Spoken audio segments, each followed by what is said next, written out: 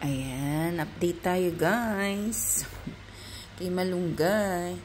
So, itong ganito ginawa ngayon ni Dada.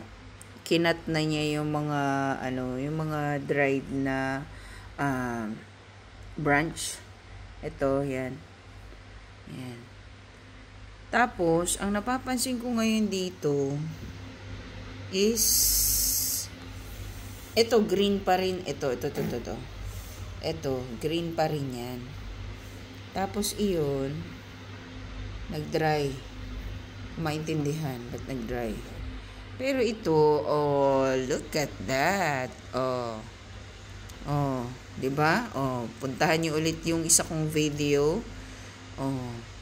Tumangkad siya. Ganyan siya, Ayan, diba?